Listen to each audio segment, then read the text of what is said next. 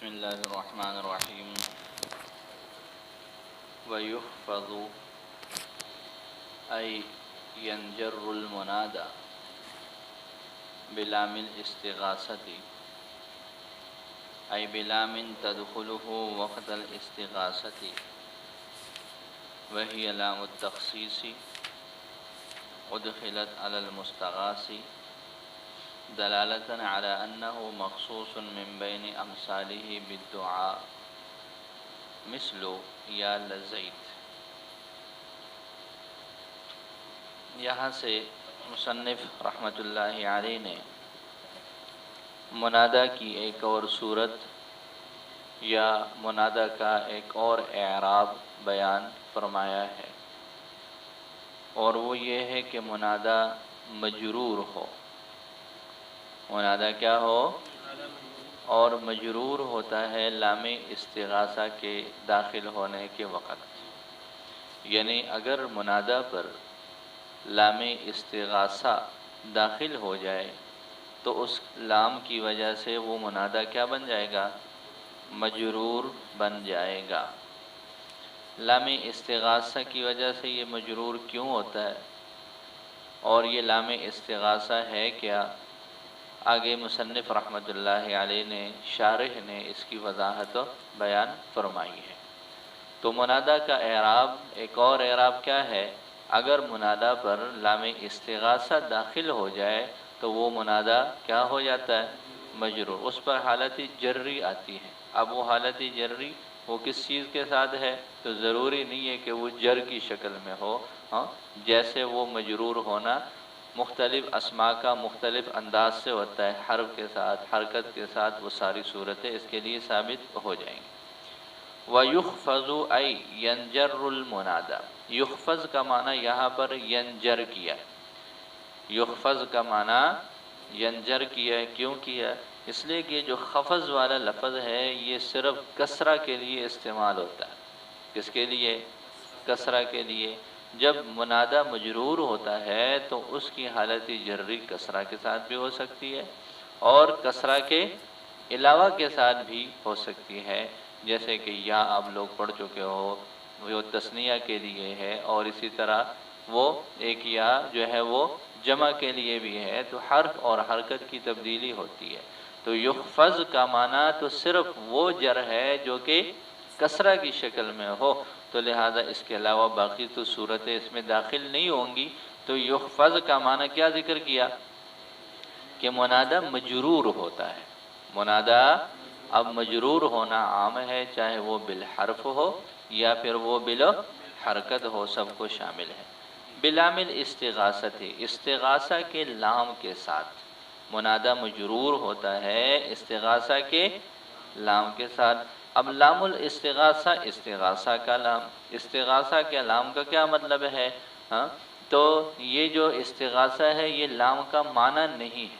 آپ لوگوں نے شرح میں تعامل میں، اسی طرح نحو میر میں، اس کے بعد ہدایت النحو وغیرہ میں یہ حروف کے معنی پڑھ لیے کہ جی با الصاق کے لیے آتا ہے، اور اسی طریقے پر تا قسم کے لیے آتا ہے وغیرہ وغیرہ۔ تو اسی طرح لام کے اپنے معنی، ان اپنے لام کے معنی میں استغاثہ والا معنی کوئی بھی نہیں ہے۔ تو جیسے آپ لوگ پڑھتے ہیں لام با، با القسم، تا القسم، اسی طریقے پر جو ہے وہ تائے الصاق، اس طرح۔ تو لہٰذا کسی بھی حرف کے ساتھ اس کے اگلا جو ذکر کیا جاتا ہے اس کا معنی ہوتا ہے۔ تو استغاثہ یہ لام کے معنی میں سے کوئی معنی نہیں ہے، تو پھر یہ ترکیب ٹھیک نہیں ہونی چاہیے۔ لام الاستغاثہ، استغاثہ کا لام ٹھیک ہو گیا۔ تو اس وجہ سے آگے مصنف رحمۃ اللہ علیہ نے اس کا جواب دیا کہ استغاثہ یہ لام کا معنی نہیں ہے۔ تو جب لام کا معنی نہیں ہے تو پھر لام کی اضافت استغاثہ کی طرف بھی نہیں ہونی چاہیے، اس لیے کہ مضاف الیہ حروف کا وہی ہوتا ہے جو اس کا معنی ہوتا ہے، تو یہ تو اس کے معنی میں سے کوئی معنی نہیں ہے، تو یہ اضافت یہاں پر ٹھیک نہیں ہے۔ تو فرمایا کہ جی اضافت یہاں پر وہ ایک ادنیٰ مناسبت کی وجہ سے ہے، اور وہ یہ ہے کہ لام استغاثہ سے مراد یہ نہیں ہے کہ لام کا اپنا استغاثہ والا معنی ہے، بلکہ مطلب یہ ہے کہ جب وقت استغاثہ ہوتا ہے، وقت استغاثہ، استغاث وہ غوث اعظم سے ہے، کس سے ہے؟ غوث اعظم پاک۔ تو لہٰذا غوث کا معنی کیا ہوتا ہے؟ مددگار۔ غوث کا معنی، استغاثہ کا مطلب کیا ہو جائے گا؟ بابی استفعال کا جو سین اور تا ہے یہ طلب والے معنی کے لیے، تو استغاثہ کا مطلب کیا ہو جائے گا؟ مدد طلب کرنا۔ تو لام وقت استغاثہ کا مطلب کیا ہو جائے گا؟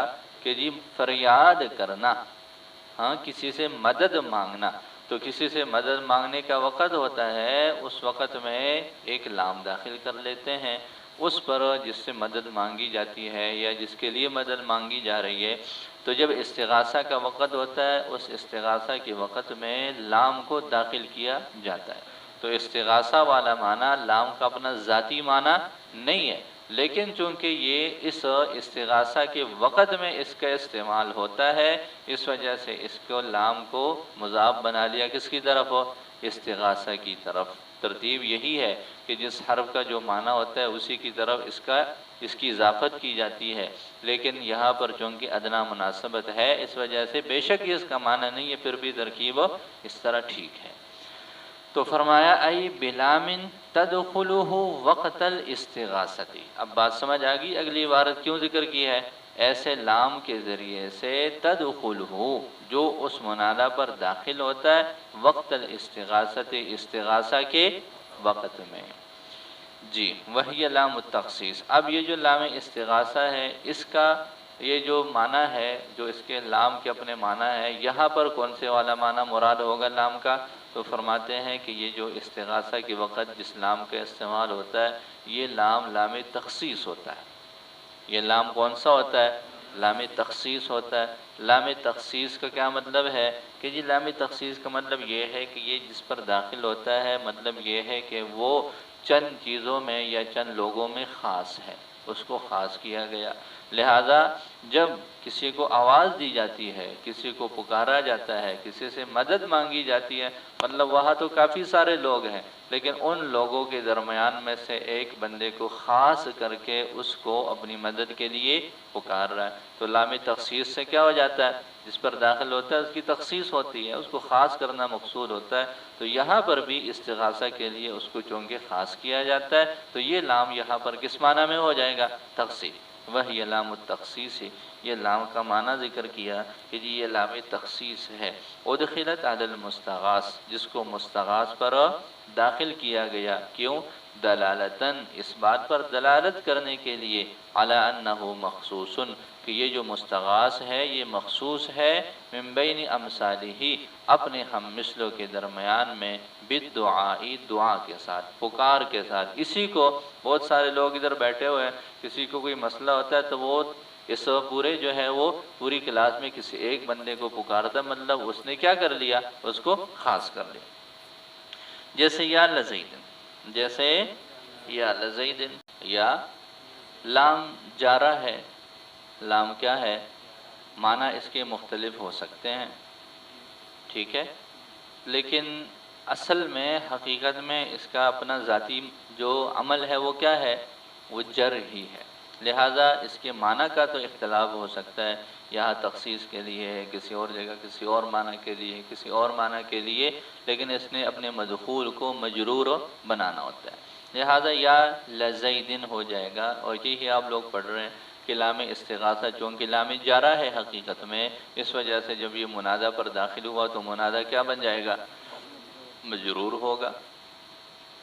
اب آگے مصنف رحمۃ اللہ علیہ نے یہ بیان فرمایا ہے، وَإِنَّمَا فُتِحَتْ لِأَلَّا يَلْتَبِسَ بِالْمُسْتَغَاثِ لَهُ إِذَا حُذِفَ الْمُسْتَغَاث۔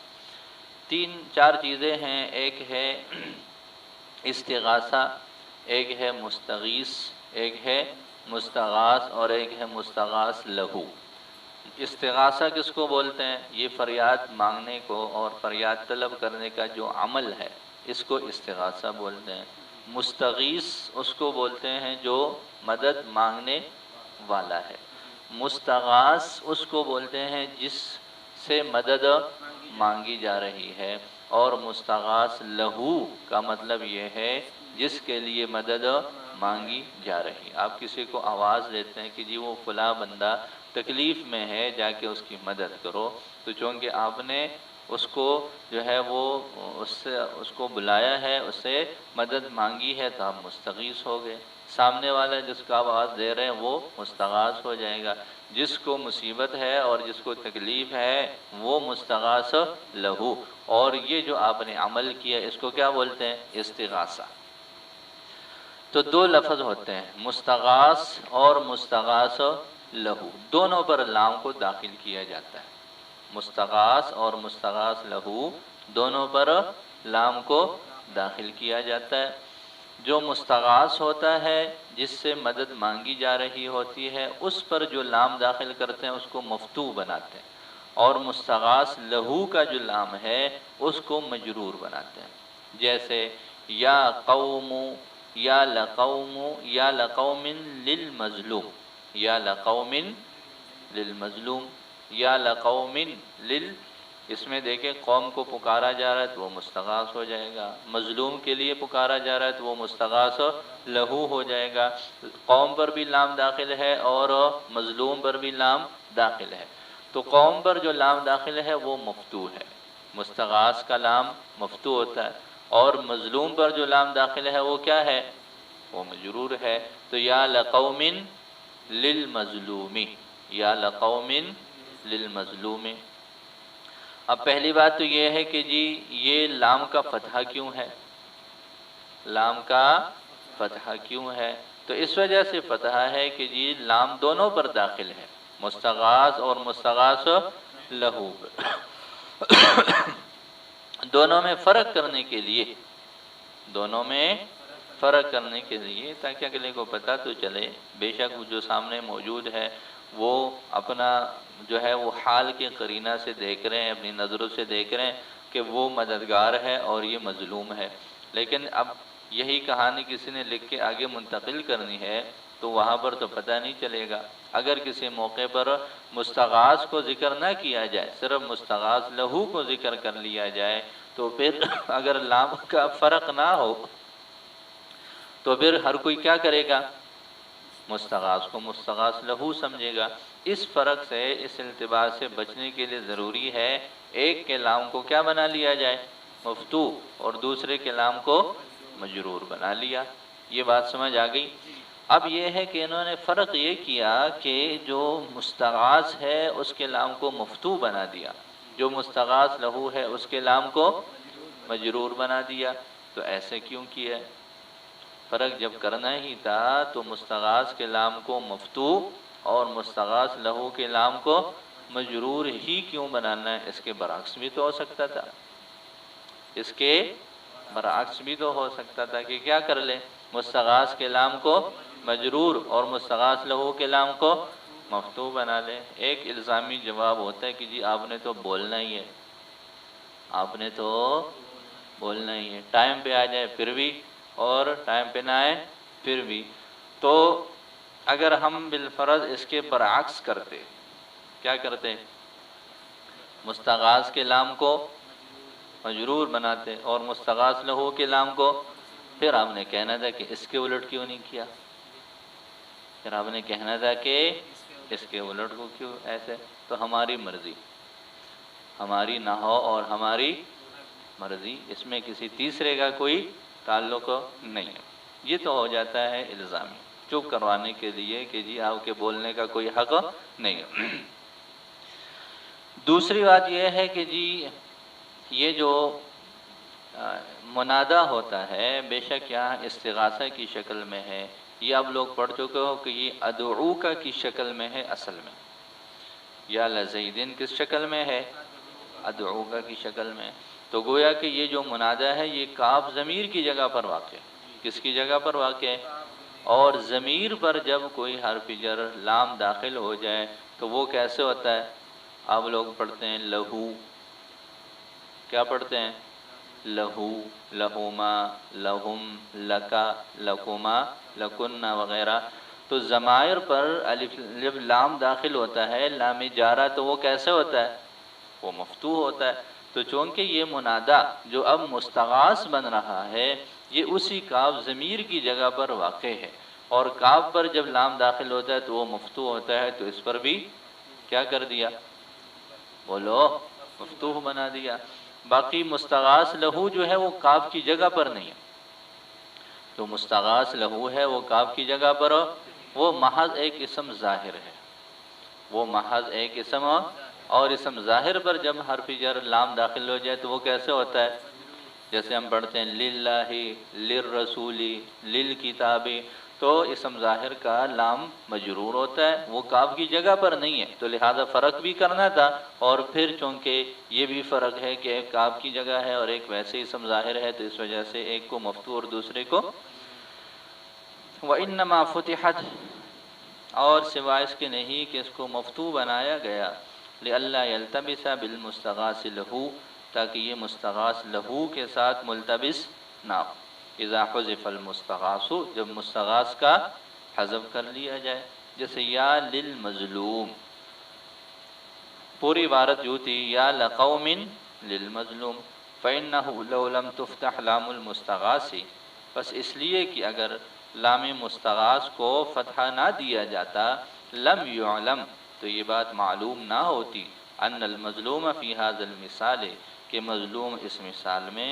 مستغاث ہے یا پھر مستغاث لہو ہے۔ وَلَمْ يُعْكَسِ الْأَمْرُ، اور اس کے برعکس معاملہ نہیں کیا گیا، اس کے برعکس معاملہ، کس کے برعکس؟ لام کو مستغاث میں مجرور بنانا اور مستغاث لہو میں مفتوح بنانا، ایسے کیوں نہیں کیا گیا؟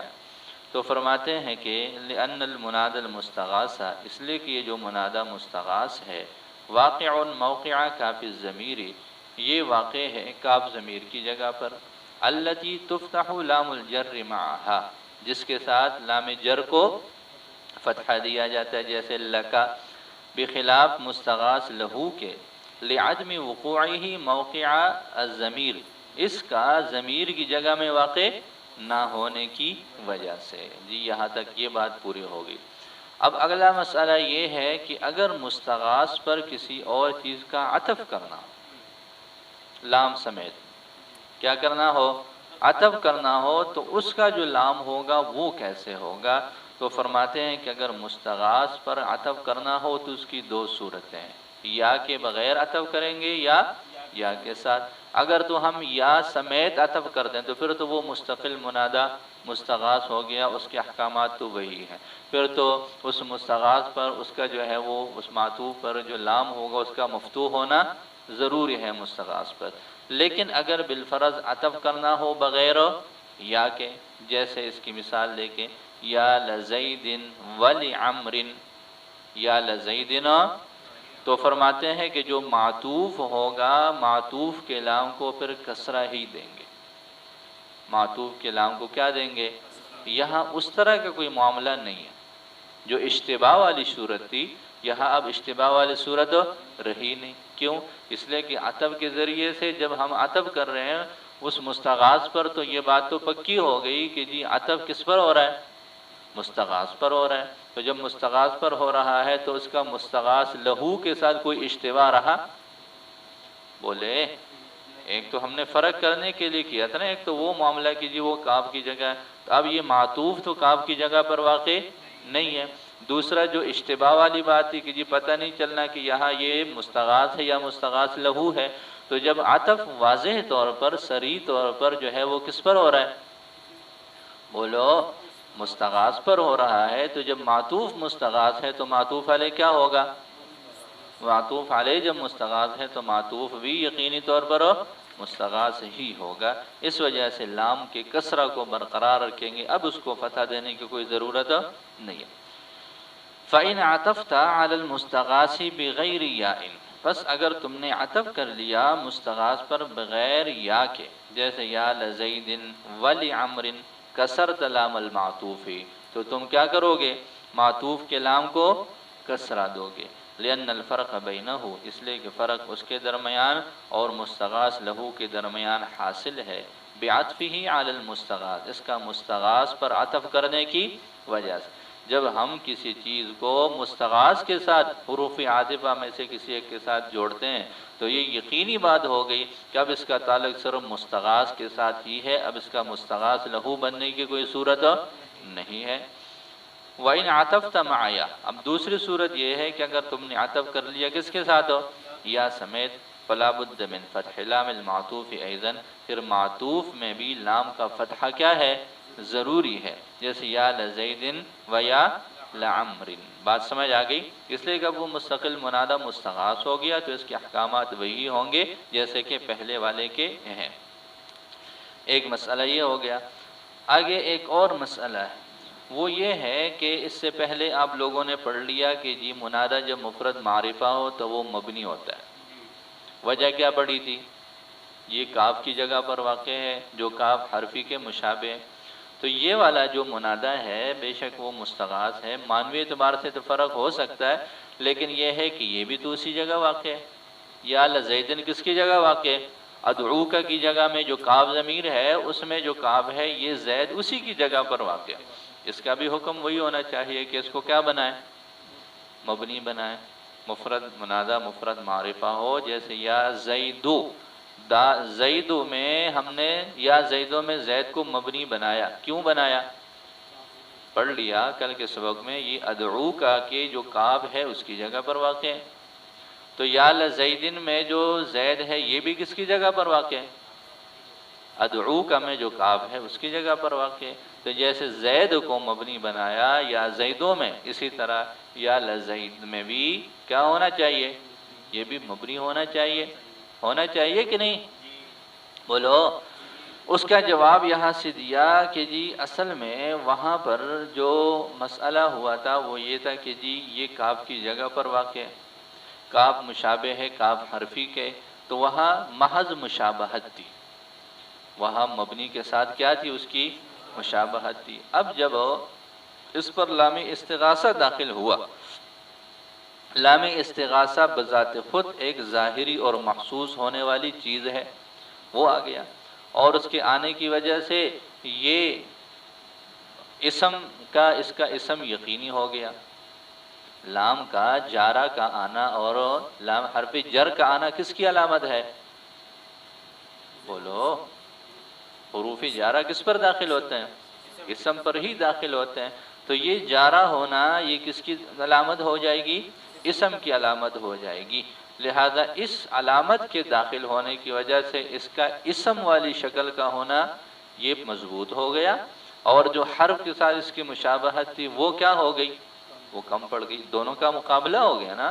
پہلے اس کو حرف کے ساتھ مشابہت تھی، حرف کے ساتھ مشابہت کی وجہ سے ہم اس کو مبنی بنا رہے ہیں، اب اس پر لام داخل ہو گیا، لام کے داخل ہونے کی وجہ سے یہ اسم کا خاصہ اس کے اوپر داخل ہو گیا، اسم کے خاصہ کے داخل ہونے کی وجہ سے اس میں اب اسمیت والی جو بات ہے وہ بھی آ گئی، ہاں، اور اس کا حرف کے ساتھ جو مشابہت والی بات ہے وہ بھی موجود ہے، لیکن دونوں میں مضبوط کون سا ہے؟ بولو۔ مشابہت ہونا، ایک چیز کا دوسری کی طرح ہونا، یہ تو ایک معنوی چیز ہے نا، محسوس ہونے والی چیز ہو، ہم اس کو نہیں کہیں گے خاص طور پر ان معاملات میں کہ یہ کاف اس کی طرح ہے، لیکن یہ ہے کہ اس پر حرف جر کا ہونا، اسم کے خاصہ کا ہونا، وہ ایک محسوس ہونے والی چیز ہے، اس کو لکھا جا سکتا ہے، پڑھا جا سکتا ہے، دیکھا جا سکتا ہے، لہٰذا یہ اسم کا خاصہ اس مشابہت کے مقابلے میں مضبوط ہے کہ کمزور ہے؟ مضبوط ہے۔ لہذا اس وجہ سے اس کو جو حرف کے ساتھ مشابہت تھی وہ کمزور پڑ گئی، اس کی وجہ سے اب وہ والی مشابہت کا اعتبار نہیں کریں گے، یہ جو حصی طور پر اس پر داخل ہونے والا حرف جر ہے اس کا اعتبار کریں گے اور اس کو ہم مجرور بنا دیں گے۔ پتہ چلا؟ اعتراض کی بات سمجھ آ گئی کہ جی یہ بھی تو کاف کی جگہ ہے یا زیدو کی طرح، تو اس کو بھی مبنی ہونا چاہیے۔ اس کا جواب دیا کہ جو اس کا مبنی ہونا تھا حرف کاف کے ساتھ مشابہت کی وجہ سے، اور اب اس کے اوپر حرف جر داخل ہو گیا جو کہ اسم کے خواص میں سے ایک خاصہ ہے، لہذا ایک طرف اسم کا خاصہ ہے جو لکھا جا رہا ہے، سنا جا رہا ہے، سمجھا جا رہا ہے، اور دوسری طرف محض اس کی مشابہت ہے، لہذا یہ خاصے والی جو بات ہے یہ بھاری ہے، قوی ہے اور مضبوط ہے اس مشابہت کے مقابلہ میں، اس وجہ سے اس صورت میں ہم اس کو مبنی نہیں بنا سکتے بلکہ اس کو معرب مجرور بنائیں گے۔ وَإِنَّمَا أُعْرِبَ الْمُنَادَى، اور سوائے اس کے نہیں کہ منادہ کو معرب بنایا گیا، مبنی نہیں بنایا گیا، بعد دخول لام الاستغاثتی، لام استغاثہ کے داخل ہونے کے بعد۔ کیوں؟ لأن علت بنائہ، اور اس لیے کہ اس کی مبنی ہونے کی علت کانت مشابہتہ للحرف، وہ اس کا حرف کے ساتھ مشابہت تھی۔ واللام الجارۃ، اور لام جارہ من خواص الاسم، اسم کے خواص میں سے ہے۔ فبدخولها، پس اس کے داخل ہونے کے بعد، ضعفت مشابہتہ للحرف، اس کا حرف کے ساتھ جو مشابہت تھی وہ کیا ہو گئی؟ کم ہو گئی۔ فاعرب، لہذا اس کو معرب بنایا گیا، علی ما هو الاصل فیہ، اس حالت پر جو کہ اس میں کیا ہے؟ اصل ہے۔ کیا مطلب ہے اصل ہونے کا؟ اصل ہونے کا مطلب یہ ہے کہ جی اصل میں تو یہ کیا ہے؟ منادہ ہے، اور وہ مفعول بھی ہے، تو لہذا اسم ہے، اور اسم کے اندر عمومی احوال، اور اصل یہی ہے کہ وہ معرب ہو۔ وہ کیا ہو؟ مبنی ہونا یہ کلمات میں اصل نہیں ہے بلکہ عارض ہے۔ ٹھیک ہو جائے گا؟ لہذا اس وجہ سے جو اس کی اصلی حالت ہے اس کی طرف اس کو لوٹا لیا۔ اب اس پر ایک اور اعتراض ہے۔ اعتراض یہ ہے کہ جی آپ لوگوں نے یہ بات کہی ہے کہ منادہ مجرور ہوتا ہے صرف لام استغاثہ کی وجہ سے، اور آگے آپ لوگوں نے پڑھ لیا کہ سب سے پہلے مبنی کو ذکر کیا، پھر اس کے بعد یہ مجرور کو ذکر کر لیا لام استغاثہ کی وجہ سے، اس کے بعد اگلی صورت ہے کہ جی وہ الف استغاثہ کی وجہ سے مفتوح ہوگا۔ اس کے بعد فرمایا وَيُنْسَبُ مَا سِوَاهُمَا، کہ ان موجودہ صورتوں میں اس کے علاوہ باقی جتنی بھی صورتیں وہ کس کی ہے؟ وہ نصب کی ہیں۔ صورتیں کتنی ذکر کی آپ لوگوں نے پڑھ لیا نا کہ 4 صورتیں ہیں۔ پہلے صورت وہ مبنی ہو، دوسری صورت مجرور ہو، اور وہ مجرور کس کے ساتھ ہو؟ استغاثہ کے ساتھ۔ اگلی صورت یہ ہے کہ وہ مفتوح ہوگا، اور پھر ان 3 کے علاوہ ماتن نے کہہ دیا کہ باقی ساری صورتیں کس کی ہیں؟ نصب کی ہیں۔ کیا کہا؟ باقی ساری صورتیں۔ تو اعتراض کی بات یہ ہے کہ جی اس کے علاوہ بھی منادہ کی حالت ہے، اور وہ ہے مجرور ہونا، اور وہ مجرور ہونا لام استغاثہ کی وجہ سے نہیں ہے بلکہ لام تحدید اور لام تعجب کی وجہ سے۔ تو کلام عرب میں منادہ مجرور ہوتا ہے لام تحدید اور لام تعجب کی وجہ سے بھی۔ ماتن نے کیا کہا کہ یہ منادہ مجرور ہو سکتا ہے صرف لام استغاثہ سے، اسی کو ذکر کیا، تو لام تحدید کو بھی ذکر نہیں کیا، لام تعجب کو بھی ذکر نہیں کیا، اور پھر یہ جو اگلی والی بات ہے کہ جی ان 2 صورتوں کے علاوہ، یعنی استغاثہ والی صورت اور منادہ مفرد معرفہ کے علاوہ باقی تمام صورتیں وہ نصب کی ہے، یہ والی بات بھی تو ٹھیک نہیں ہے۔ کیسے ٹھیک ہے؟ اس لیے کہ ان 2 صورتوں کے علاوہ استغاثہ اور مبنی علامہ یرفع کے علاوہ تو لام تحدید اور لام تعجب کی وجہ سے مجرور ہونے والی حالت بھی ہے، لہذا ان کو نظر انداز کیسے کیا جا سکتا ہے؟ اعتراض کی سمجھ آ گئی؟ اس اعتراض کے یہاں سے حل کیا ہے۔ قیلا، کہا گیا، قد یحفظ المنادہ، کہ کبھی منادہ کو مجرور بنایا جاتا ہے لا تعجب اور تحدید کے 2 لاموں کے ذریعے سے بھی، بلامئی تعجب و تحدیدی، تحدید اور تعجب کے 2 فلام التعجبی۔ اب آگے مصنف رحمۃ اللہ علیہ نے دونوں کی مثالیں دی ہیں۔ تعجب کی مثال جیسے یا للما، یا للدواہی، دواہی داہیہ کی جمع ہے، مصیبت اور آزمائش کے معنی میں اس کا استعمال ہوتا ہے۔ تو پانی پر تعجب کر رہا ہے، ہاں آنے والے مصائب اور مشکلات پر تعجب کرتے ہوئے کیا کہہ رہا ہے؟ یا للما اور یا للما، یا للدواہی یا للدواہی، دونوں طرح سے لام کو پڑھ سکتے ہیں۔ لام تحدید کی مثال دی ہے۔ تحدید کا معنی ہوتا ہے دھمکی دینا۔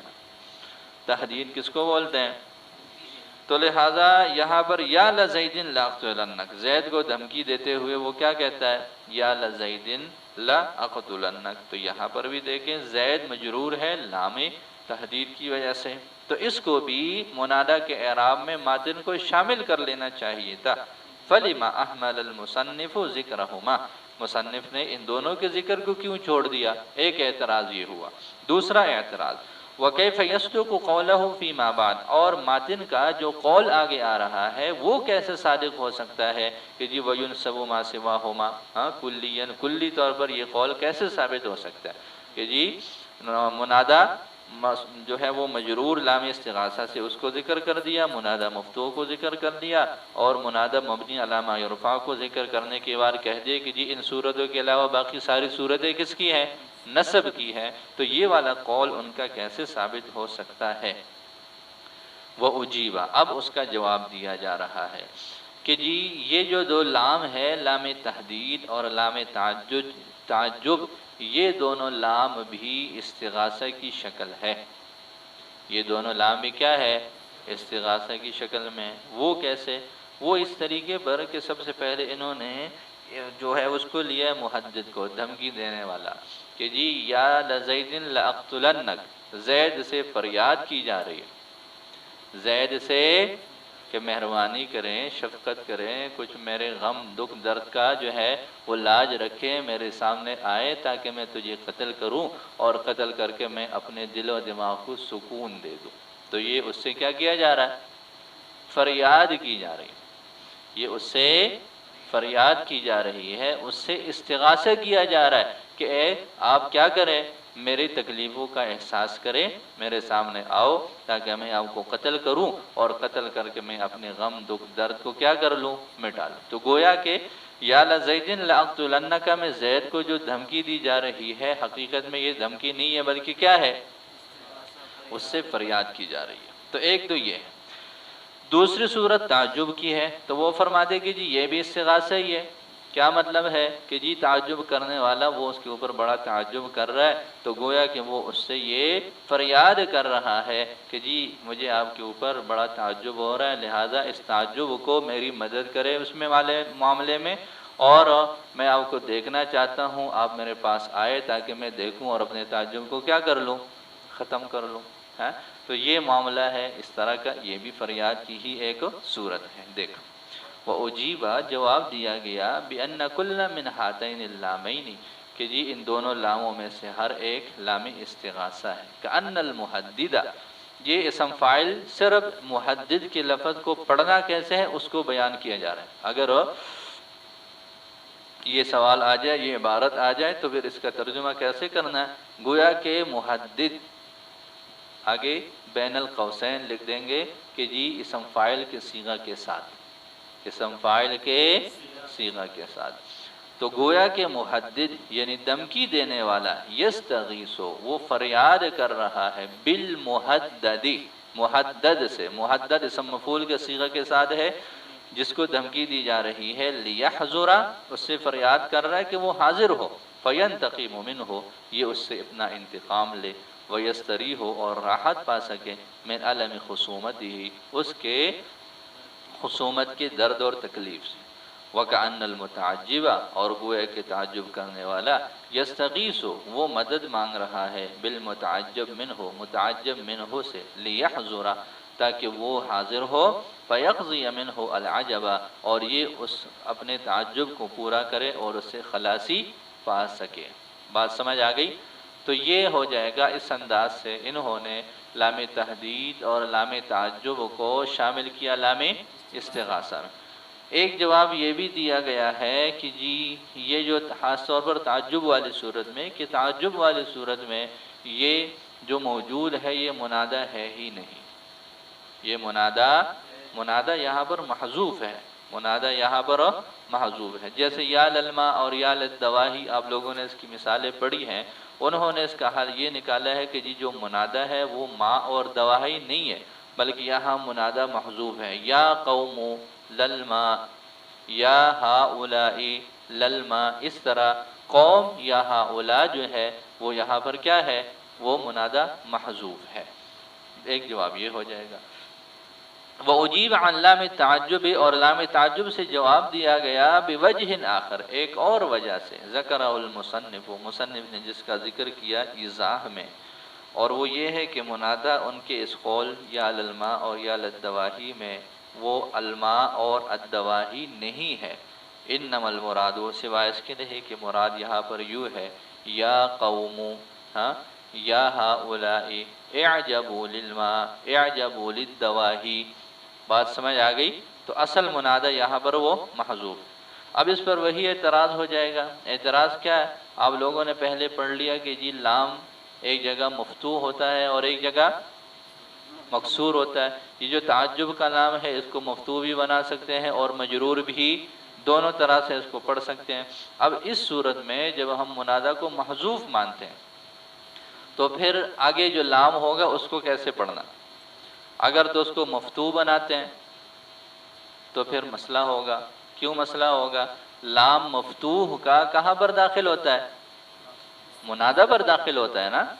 تو جب منادہ تو یہاں پر وہ یہ جس پر لام ہم پڑھ رہے ہیں للدواہی للما، یہ تو منادہ ہے ہی نہیں، تو پھر اس کا لام کیسے ہونا چاہیے؟ مفتوح ہونا چاہیے یا مجرور؟ مجرور ہونا چاہیے۔ تو اگر ہم اس کو مفتوح پڑھتے ہیں تو پھر یہ اعتراض ہوگا کہ جی یہاں فتحہ کیوں پڑھا جا رہا ہے، حالانکہ جو اصل منادہ ہے وہ تو یہاں محذوف ہے، اس کا لام مفتوح ہونا چاہیے نہ کہ اس کا۔ اور اگر مجرور ہو تو پھر کیا ہے؟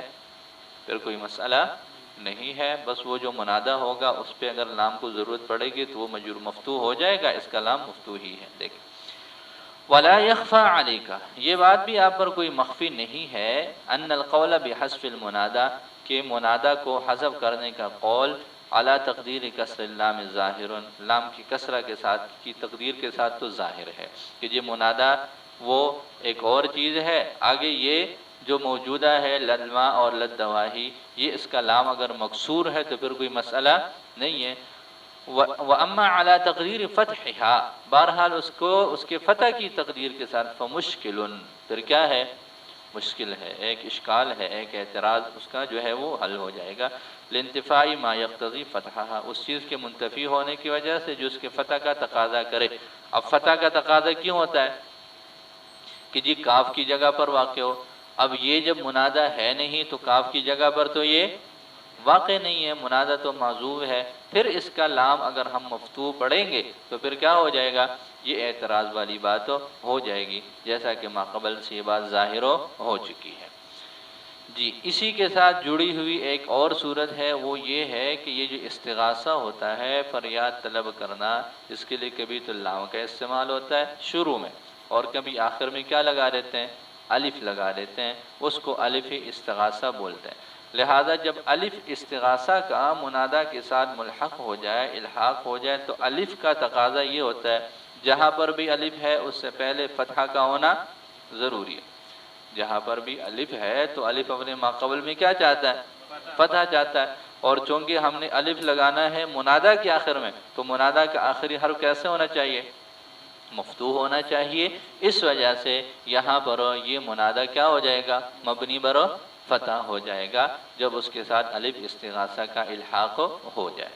اور پھر جب الف استغاثہ کا آ جائے تو اب لام استغاثہ نہیں آ سکتا۔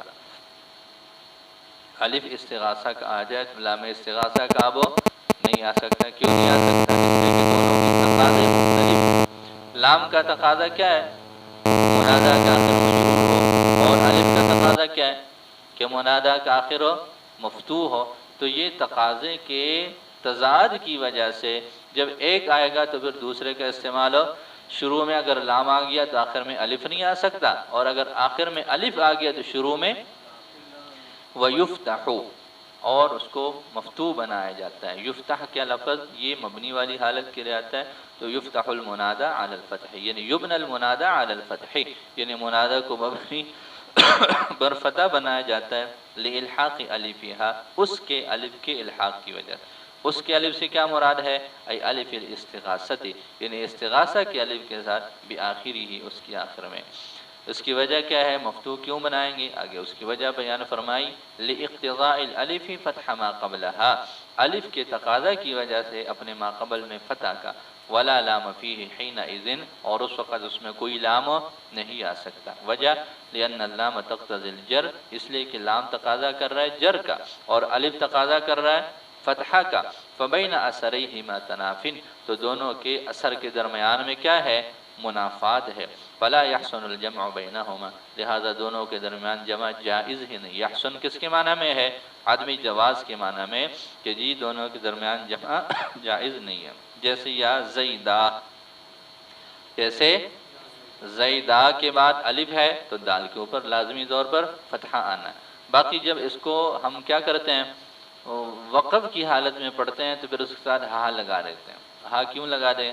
تاکہ یہ دال کا فتحہ اور دال کے بعد جو الف استغاثہ ہے وہ برقرار رہے، اس کو بچانے کے لیے آخر میں حالت وقفی میں کیا لگا دیتے ہیں؟ تو فرماتے ہیں بِإِلْحَاقِ الْحَاءِ بِهِ، اس کے ساتھ ہا کے الحاق کے ساتھ، لِلْوَقْفِ، وقف کے لیے۔ جب وقف کریں گے تو الف کو بھی بچانا ہے، دال کے فتحہ کو بھی بچانا ہے، اس کے لیے ضروری ہے کہ الف کے بعد ہم کیا کر لیں؟ ہا کو لگا دیں گے۔ تو جب وقف ہوگا تو اس کا تعلق ہا کے ساتھ ہوگا، الف اور دال کا فتحہ دونوں برقرار رہیں گے۔